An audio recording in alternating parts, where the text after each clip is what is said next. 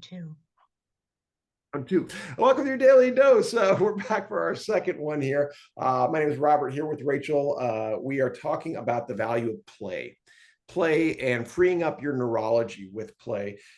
Have you read Dr. Stuart Brown's book called Play? Yeah, Yes, and the different personalities of play. yeah, yeah. Yeah. And I don't know, in your thoughts or experience, why do people either resist or lose their ability to play as they age? What's your feeling about that? Because at one point you become a student and then that takes up space on your plate. Then you become an adult and that takes up space on your plate. And play falls off your plate at one point or another. And you have all of these adult responsibilities and no you feel that your like bandwidth is otherwise spoken for.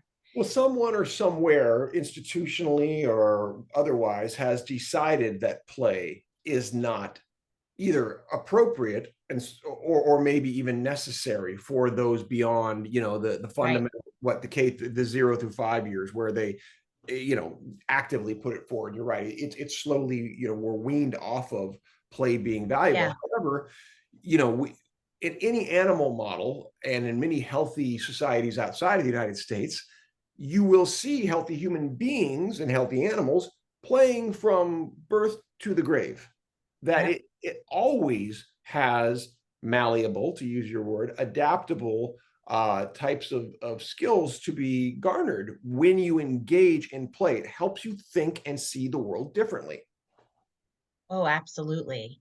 And and I have sort of just kept this in my head through the 2-year program of in my social work degree because they're not teaching play therapy.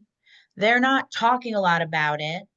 And when you look into play therapy, it's much for children. And so there isn't a lot of play therapy research out there with older adults. And so when you find it, you see it the importance, you see it clearly. And then when you are actually interacting with these people and you're seeing their joy and you're seeing their faces light up and you're seeing that they want more of it.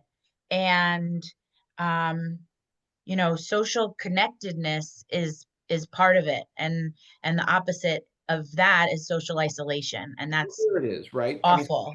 isolation in Parkinson's, that's well known and accepted, right? Social isolation is a huge problem. However, this is where it falls apart for me, or I guess I lose understanding. I don't know if your research or experience led you anywhere different, but I don't understand how we can so broadly accept that isolation is the problem and not accept that play is the antidote, literally, right? I mean, whether it's individual or social play, it is medicine. We now accept exercise as medicine 100%, right? In the last 20 years, Yes.